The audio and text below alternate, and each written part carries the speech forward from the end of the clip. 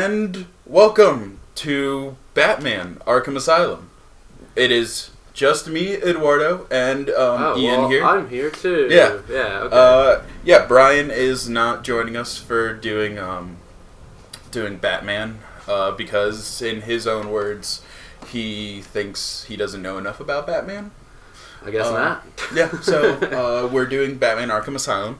And this is a game that I really pushed him to do because I thoroughly enjoyed this game. And I think this is something you guys really want to see, particularly with Arkham Knight coming out soon. So when does that come out? When does that actually come out? That comes out in June now. Oh, okay. Yeah, it's supposed to come out, I think, in like October. Good, because I have more time to get money up for that. Oh yeah, and also considering since my computer can't actually run Arkham Knight, then you have to get a console or get a new computer for that. Yeah. Working on one, not the other, but I'll let you guys figure it out later. But right now, we're just watching the opening cinematic to Batman Arkham Asylum, which, right there, you can see Arkham Asylum, which in the comics has a really, long history. Yeah, it's a lot bigger than originally thought. Like, this is definitely not its first appearance, which a lot of standard people would... Standard people. Fucking not nerds, at least. I don't fucking know. Yeah, people who aren't just a fan of, like, the Christopher Nolan movies. The big influx of Batman fans when those came out. Yeah. I mean, like, if you read any of the comics, there are huge, storylines that just like involve this. Even that guard has got, a big story to him. Mm-hmm. Yeah, every person that has a particular name is a character from the comics. I don't think there are any characters that were created specifically for the game. I won't spoil it, but sure. Well, not yet. When we get to it, we'll talk about it. But I think for the most part, a majority of the characters that show up in this game are from the comics. Yeah. Yeah. Well, and you say majority, but it's like actually most of them. I'd say like maybe one of them. Yeah. Which we'll talk about later when it comes up. Yes. But yeah, and it's really great because this game, the main focus too is that it really showcases not just Batman and actually being a good Batman game for once. Yeah. But also like it showcases his really awesome villains as well. Like clearly we have the Joker right part there. Of the one of the best parts of Batman, just having the best villains. Mm-hmm. And another really great part about having all these new villains and stuff like that is that they're old voice actors from the animated series are back. My favorite Joker, Mark Hamill. I think that's anyone who so good. Anyone who watched Batman before the whole Christopher Nolan movies knows Mark Hamill is the best Joker. It depends. I mean, as the best one. Yeah, okay. Mm-hmm. Yeah.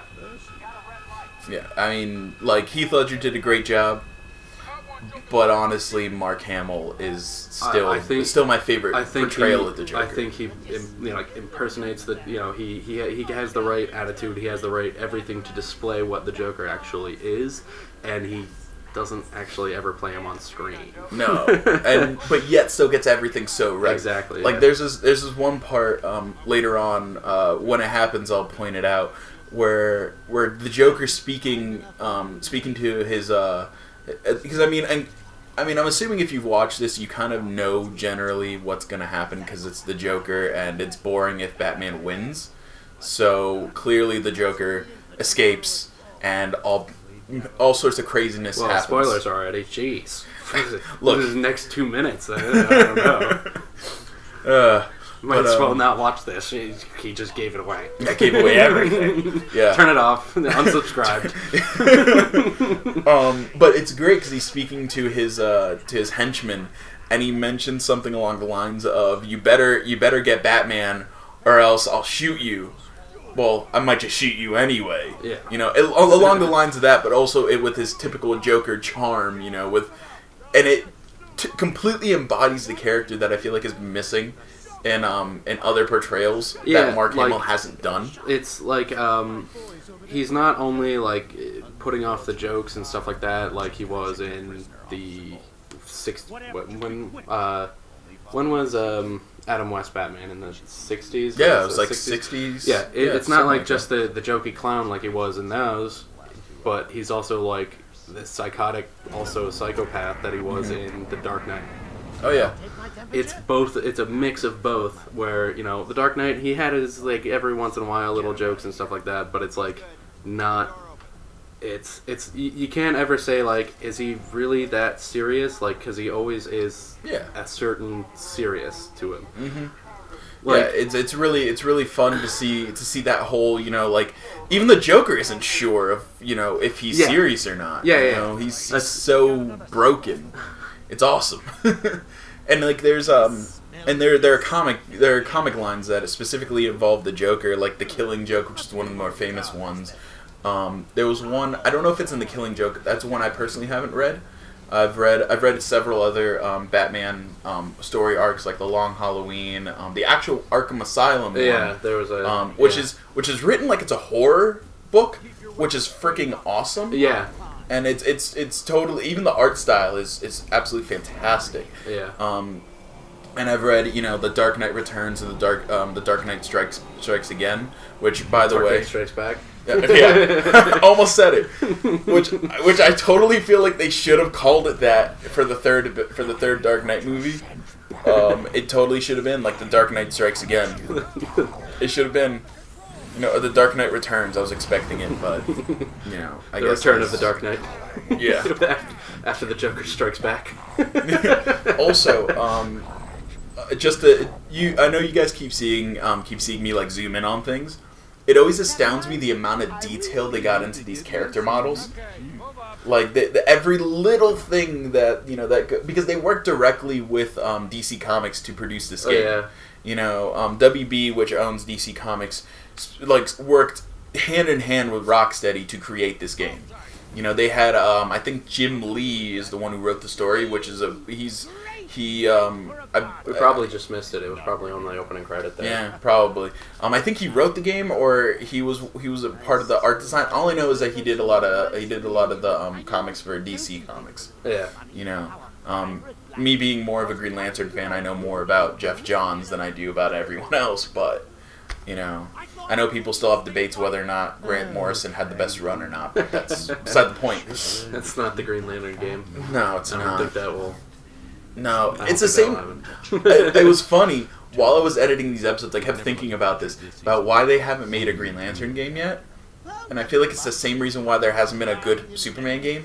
Because it would be impossible? It would be. It would be completely impossible, because the same thing with Superman. Superman's invincible. He can't die. There's nothing that he can't overcome. Giving him a health bar is useless. What? Yeah. It's like making a good Wolverine game. Unless you find a way for him to die. Some of them like the Wolverine. I mean, he can die. But like in most of those, it's like, oh, your health bar regenerates. Yeah. It does. But, I mean, I guess everybody in any modern shooter game is also Wolverine now. So yeah, basically. So the problem is that it removes a lot of the difficulty from it, because now you're unafraid to mess up. Because what's the worst that's going to happen to you? So like a lot of people liked the Wolverine. I think that's what it was called. Like it was named after the movie, because it was just that like stupid, insane, like let me do the ridiculous attacks like it's supposed to be just these stupid fun beat 'em up. Yeah. I mean, like that'd be pretty cool, if they had a game that was just like that, but still had an element of difficulty to it, because it's like the problem you have with most Assassin's Creed games. Because your person's not supposed to die, so when you do die, you just respawn, and there's no real difficulty to it. Yeah. At least in difficulty of having to do retries over and over again. So a lot of people, and there was just a thing about it on Reddit today. Good luck finding that. Yeah. But it was like it was talking about AI and AI design. And good AI, like what people consider to be good AI, is actually bad AI. Like, so when someone says, "Oh, we need good AI. It's not making the game hard. Look at them like walking around being stupid." If if you want them harder, that's actually easier to do because they're robots, and you can just program them to be harder, and they'll have stupid track you through the wall aimbot shot headshot every second. That's terrible fucking AI. Yeah. But it is hard. Hard doesn't mean good AI. Good AI is making the robot less robotic. Yeah, making them unpredictable like people are. Yeah. Of course they have set strategies, but it's making them, it's not... By the way, if you didn't see it coming, Joker's escaped. Womp womp. Yeah, and in the typical Joker fashion, you're not entirely sure if this is him just breaking out or he has this big elaborate plan. So, until much later where everything comes to light, where you start meeting about a third of Batman's rogue gallery, and then you meet like the other half in Arkham City. So this is my favorite part about watching you play the game currently. Why did that frame rate drop there? Let's hope it's not actually whatever. So, my favorite part about you playing this game is that you even say yourself you're not that good. Oh no, I'm awful at this game. I am really bad at this game. So the funny part will be when the gameplay changes to me playing. Mm-hmm. You'll see a huge difference there. Oh yeah, this is going to be so much fun for you just to watch me get beat up. I saw a preview of you on the skeletons. Oh yeah. Well, to be fair, I think at that point I had tried like 50 times already to beat that. But the problem was that I didn't get the timing right when the Scarecrow would be looking back at you. So I kept dying, and I was like, "What the crap is this?" So. Yeah, I just wish this whole frame lag would... I mean, at least we know where we're at with the audio. Yeah. So... Well, it looks like it's trying to catch up. Yeah, I lowered the quality on Technical difficulties on our side, but you guys should be fine. Yeah, you guys won't notice it. Yeah, my computer had a little hiccup. Another really good part, now that we're frozen here, at least on our screen, the Riddler is all over the place. Oh, yeah. I think this is one of the better portrayals of the Riddler I've seen in a long time. Yeah, me too. And he's not physically in the game. Not until the next game. Yeah, not until the next game. In the first game, he's not physically in the game. No. And it's just great. There's so many small little clues, little fan service drops for you guys. Oh yeah, and it's not, and like the Riddler facilitates all like the little Easter eggs for every single villain or character that exists in the Batman universe, and like that, I think that's the whole reason he's included in the game. Period, is just for that purpose. To give the exposition on all the other characters that you'll be running into, and even the ones that you won't be. Mm-hmm. Like, well, I don't really want to say any of them yet. No, not yet. No, but you guys just saw me beat up those snapping teeth jaw things. Yeah. They're collectibles, and I try to get as many of those as I can. That's what I was going to ask. Do you, like, when you do this run-through, do you collect all the stuff, or...? Oh, no. Everything... Most of the stuff? It's just what we run into. If I see it, I'm going to try to go for it. If not, then... I know where the stuff is. Oh, I know where you're Mr. 100% everything. Well, not everything. Like, almost everything. A lot of things. But, you get these interview tapes from certain villains, most of the ones that you actually run into in the game. Mm-hmm. I think those are the only ones you get, are the people you actually run into. Yeah, I don't think you get them from anyone else. Like, because you can get the bios, but you don't get the Riddler interview tapes, and you never run into them in the game. Okay, you have interactions with. Sure. I think those are the only ones. But, do you listen to those in this run through? Yeah. Well, I don't stop them. They play automatically when you pick them up. So. Do they? Yeah. Oh, that's right. They do. Mm-hmm. Yeah, they play automatically, and so you can't stop them. All right. I just quit out of the menu really quickly to get back into the game, and then they just play. So. Okay. Yeah. It is what it is. And this is starting to get a little annoying, but. We'll figure it out in between videos. Yeah. Yeah, exactly. But still, I mean, this is because the one thing I like about Batman Arkham Asylum is that the entire they spread out the tutorial for this game over a long period of time. It's not. It doesn't feel like it's dragging on, but it does. No, it does a really good job at has, spreading it out. Each separate room is a different part of it. Mm-hmm. It's up in this hallway, isn't it? It's when you first see the detective view. Mm-hmm. Wait here. Yeah, it's really cool because you don't know you can go on you don't know you can go on the gargoyles until this part, because then you look at it. So Is this Victor Zsasz? Yeah. He's Mr. Mixstab. Everything. The cutting and the cutting and the cutting and the cutting.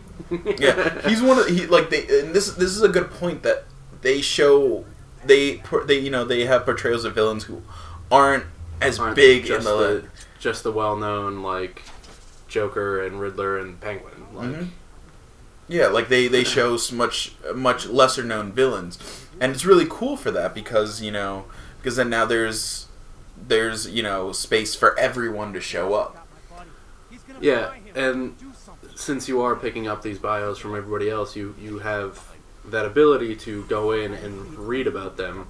Read about the crazier villains like Calendar Man or Scarface the puppet and stuff like that. Yeah, exactly. One of the ones I didn't know what was a thing, you mentioned Calendar Man, because even though I'd read The Long Halloween, he never entered my head. They'll just forget about him, whatever.